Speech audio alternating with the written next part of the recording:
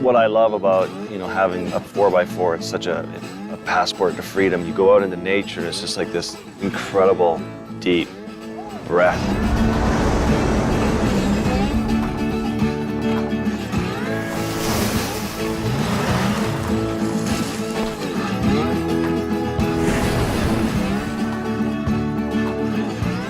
It's that unexpected that always keeps me going back.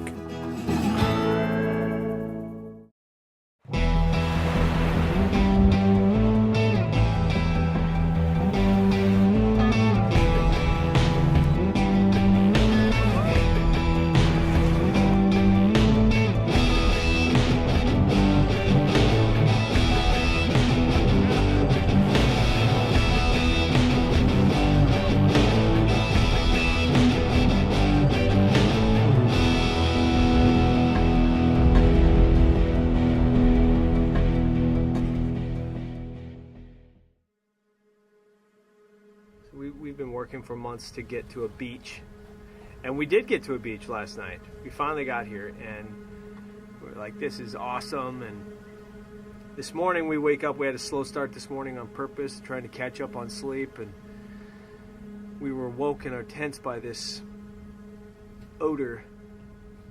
And this odor is a dead dolphin, just right over the edge of the beach here. And I am currently downstream of this rotting, blackened dolphin.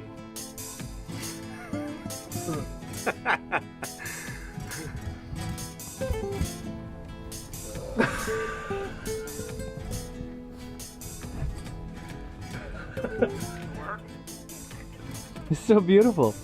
But yet But so smelly. so smelly. Our morning beach conundrum required a creative solution. This is the solution right here. Essential. You grab cedar wood oil and rub it on your upper lip. You put that all over here. Here, go for it. Ready? Quick. Oh, you're plenty good now. Holy, you dabbed that on. I did. That was a finger load. With our truck's power steering needing some repairs, we were dead in the water. Today we've got to run into town, pick up a hose, piece of power steering hose from Tacoma. We lost the low pressure power steering hose last night in the sand. This could be a quick, easy fix once we find a piece of hose. So it's Sunday, hopefully there's a hardware store open. As we prepared to make our way to town, some of our guts started to churn. You're not looking too hot, is he? Oh, look at that walker. It wasn't from the stench, it was something worse. Feeling mediocre. You're zigzagging a little there. I just know if I smell that freaking dead dolphin one more time, I'm gonna probably lose it all. Feel better? Our fish tacos from the night before that Kurt and I had so boldly smothered in a squeeze bottle sauce that most likely had been sitting out in the Baja sun all day is our prime suspect. How's it going? I've lost 5 pounds this week. Nope, just this morning. It's a new weight loss plan I'm working on. You're in full evacuation mode. Totally. There is 0 storage at this point. Kurt! To the others, our condition offered some comedic relief to the overall situation. You gonna make it? You gonna make it? Oh.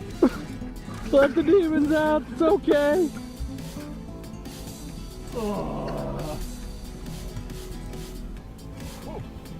Man, sometimes you wonder if you're gonna go both ways when you're in the motion there.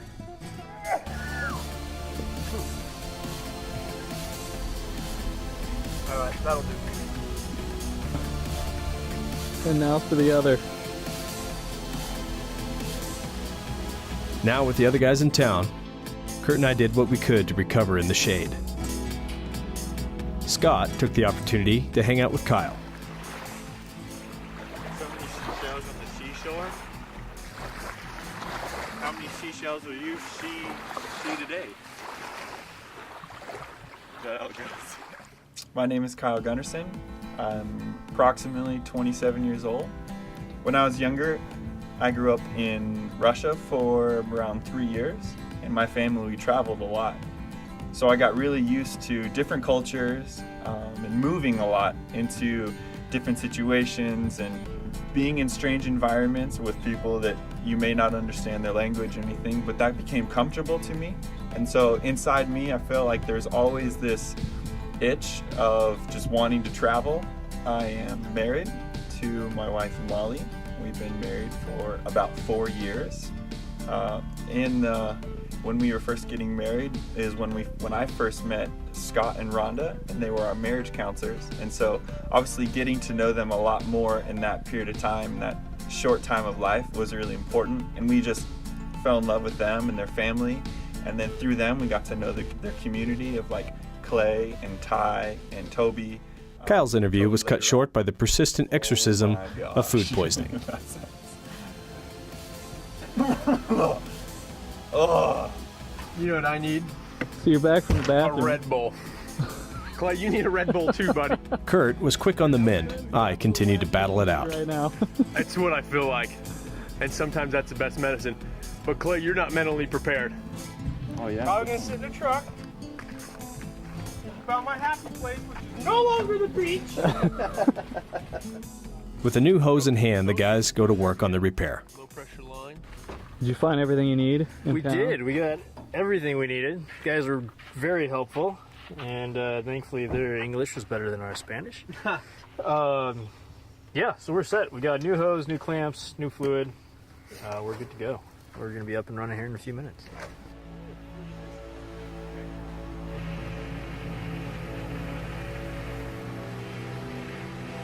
With the truck up and running again, we rolled out to make way to a special meeting.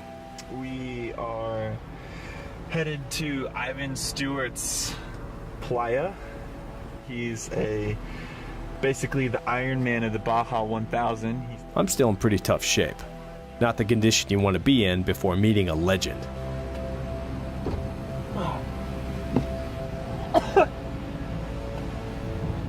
Sorry about your lawn, Ivan.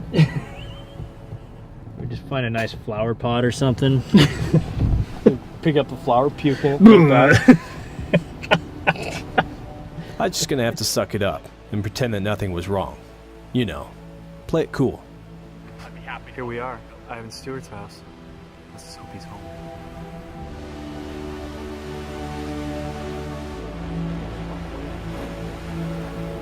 Ivan wasn't home, so naturally we snooped around. Then we made ourselves at home on his front porch. This is Ivan Stewart's porch. He's not here. This TRD Pro Tundra's here, but he is not here. But we're here. And It wasn't long before a blonde-haired wild man came sliding into the drive. Ivan, the Iron Man Stewart, stepped out of a dusty buggy and welcomed us in. Beautiful home. Yeah, I'll show you this is special. Right? Yeah, I have toys and I have my kids and grandkids down. This is like guest bedroom over here. Wow. Let me go for the garage over here. He wanted to show us what he was currently working on in the garage. May not be what you would think would be in this guy's garage, but what I took from it is that this guy still has a youthful love for racing and all things off-road. Little 1600. 1600 Yeah. for it, yeah. Fun. Yeah, it'll be fun. Yeah. Back inside, Kurt is getting a few racing pointers. Maybe you get sleepy. It's about 2 o'clock in the morning. Well, did you get tired in your race you did? Oh, absolutely. You know how to wake yourself up? It's legal too. I mean, just a super simple. When you start getting tired, you take that little gas pedal and you just keep pushing it down. And you hold it on the floor. I like it. The longer you hold it down, the faster you go, the bigger your eyes. You won't go to sleep. I'll have to give that a try. Nobody's trying that on this trip. No, we will give that a try. How many times have you done the race? Well, the Baja 1000, 30 times. All of them were sold. Oh, no, all of it. The Baja 2000, I had a. When you guys went to La Paz, then they turned around and Oh, drove yeah, back. yeah. Try that. Lucky enough to win 3 of those overall, and then 17 Baja 500s overall. So most of my claim to fame came from the Baja 500. Then camping advice started landing on the map. The camp is right there. But that's a beautiful little spot. If you guys want to go down and then Coco's, and then tomorrow morning And I had to step outside and take care of some business.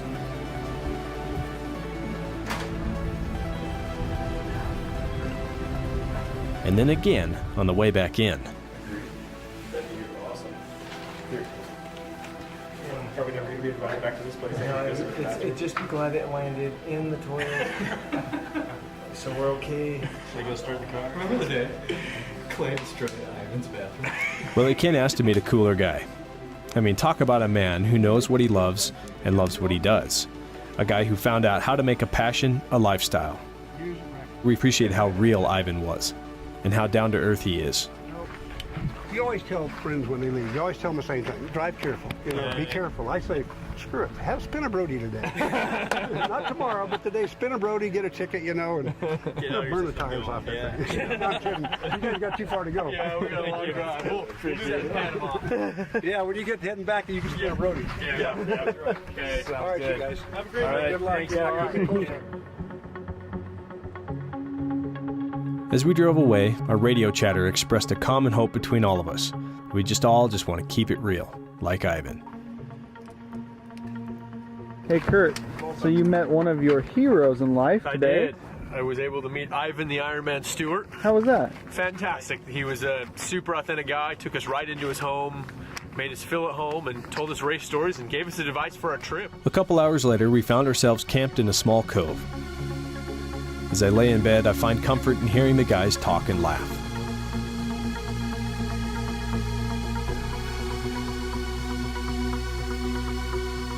The crew let Kurt and I rest through mid-morning. Definitely on the mend. Slept for about 12 hours last night. My soreness is starting to go away. The more water I get on board. So then good to go.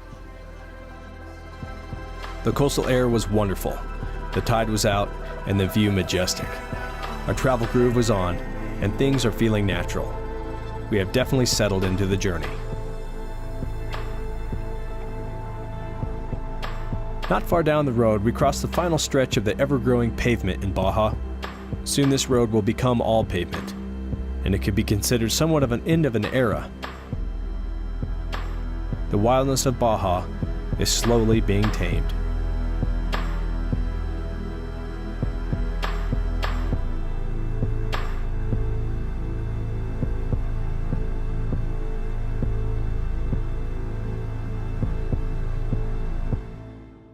We strolled into Coco's Corner, a notorious stopping point that equates to something out of Burning Man.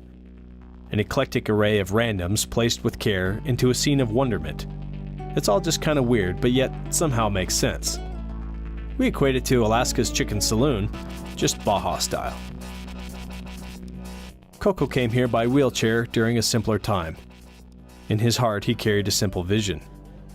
What was the idea?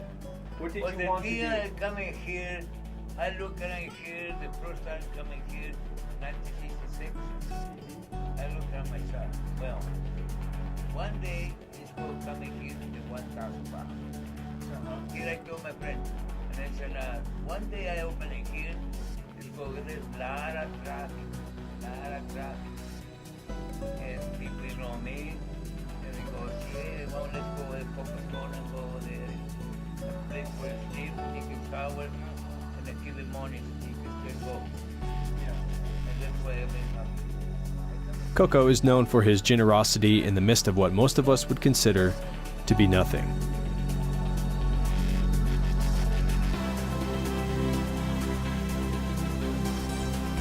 The road out was awesome. True Baja bliss as we made our way south, crossing the Baja border from the state of Baja Norte into Baja Sur. Rolling over from Baja Norte, Baja North to southern Baja, a new state. Okay, here we go, getting sprayed.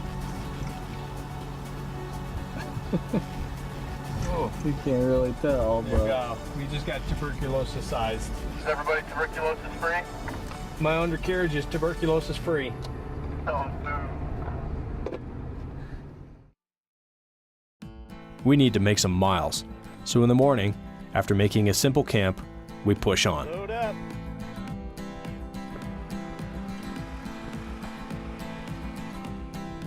So we just came over a little mountain range and saw the ocean right here to our left, and the roads were unbelievably well maintained, which was surprising to me, but really, really pretty. and we're gonna roll in and grab some lunch. Kyle's gonna get us some food, and we're camping out in, I guess, kind of a cove down here. I don't remember the name of it, honestly, but really excited to sleep by the ocean again. Last night was unbelievably different than the night before, and the night before that. It's been progressively better. Kind of Mexico, I remember here. This is cool. As we diverted into Santa Rosalia on a restock mission, we strolled by an interesting church and we hopped out to investigate.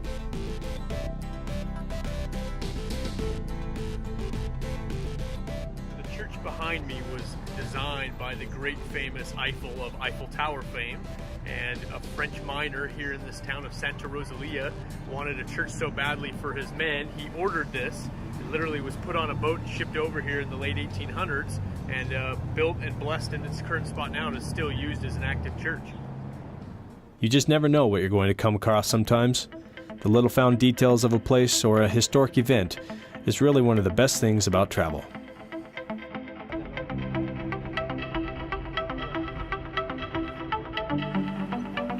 With our miles behind us, our tires rolled onto the beach at the Bay of Conception.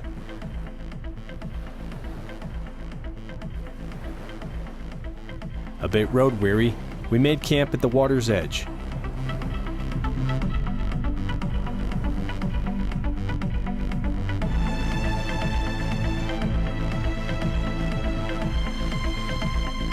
A long day's reward of a frosty Mexican beer was at hand, and the sound of the waves took the rest of the day away.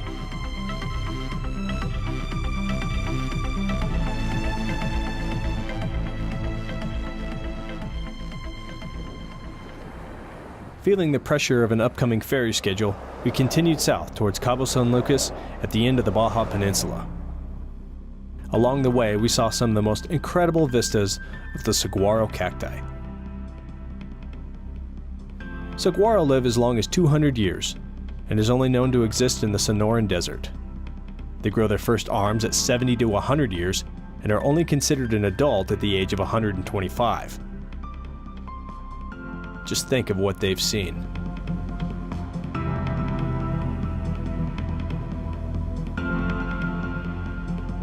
Here we are. Time for me to face some fears. We got about an hour-long video we gotta watch, and then we're gonna go scuba diving this morning. First time ever. Pretty fun. The video was a bit of a joke as it cut out from major portions. Important portions. But anyway, while the guys watched, I roamed around and filmed everything that makes Toby nervous. Before long, we found ourselves on a boat. I'm used to snorkeling. This is a whole new world for me. We made our way to the nearby dive site. Everyone was excited. Can't move right now. I feel like he overestimated my legs. Toby seemed the most unsure. We took the plunge, and soon we were all immersed in a new world.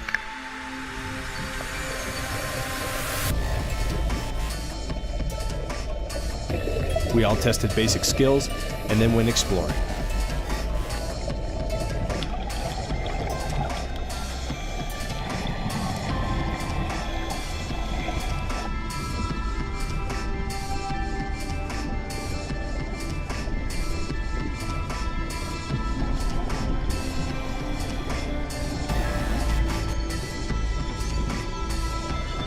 It was awesome to be diving and doing something so cool with your friends.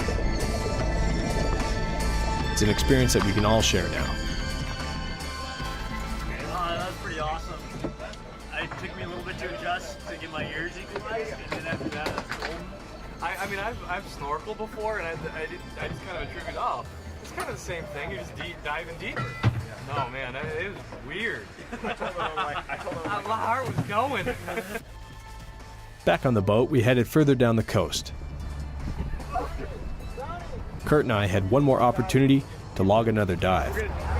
Kurt and I, since we're certified divers, we're able to do one more dive today, and we're going to hop out right here.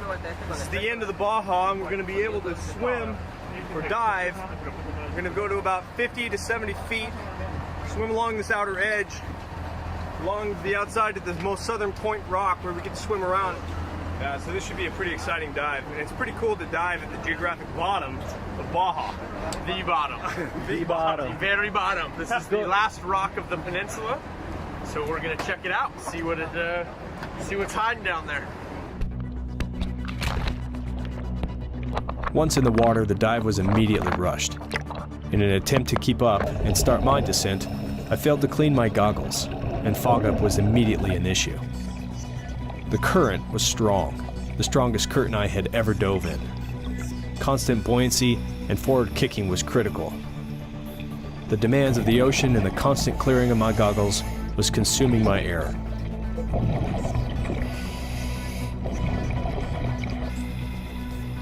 Halfway into the dive, I couldn't take it anymore. I motioned my dive partner Kurt that something was wrong.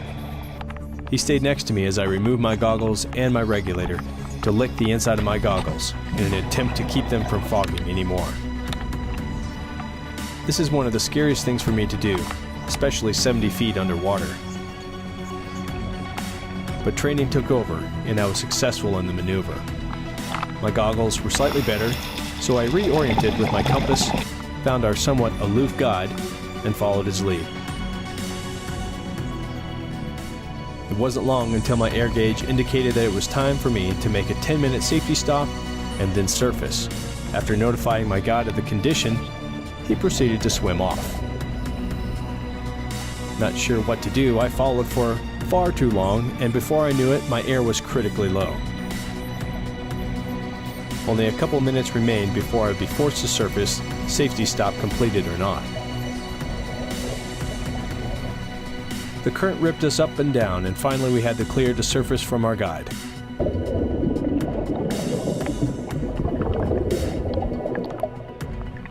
I surfaced with less than 100 pounds of air, 7 times lower than my average surface gauge reading after completing a dive. Once on the surface, the guys informed us that during our dive, a humpback whale had passed directly overhead. They think we're fooling them. It just so happens that Clay and Kurt are down around this rock. Literally at the moment, the humpback whales are sort of passed. A baby and two, and I don't know, I guess a mother and a father. I don't know, 2 big ones? No. Right there. There, right there. Up here. That's one of the coolest things that can ever happen while you dive. It just happened without us knowing. Wow! Herd them into the dive site. Herd them in there. Wow! Back at the shop, Jeff lent me his ear and attentively listened to me vent about my foiled dive. The sign of a true friend. So, and then I finally got the current figured out. I mean, I learned a lot on this dive. Yeah. I look back on that dive now and consider it one of my most important dives to date. I just learned so much from it.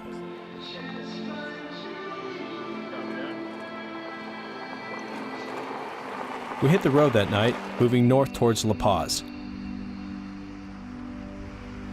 Our final night in Baja was everything you could hope for.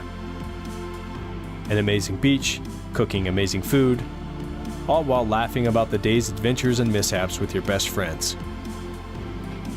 Life doesn't get any better than this. Being in the Baja has shown us a new perspective of Mexico. It's one of the gems of the world.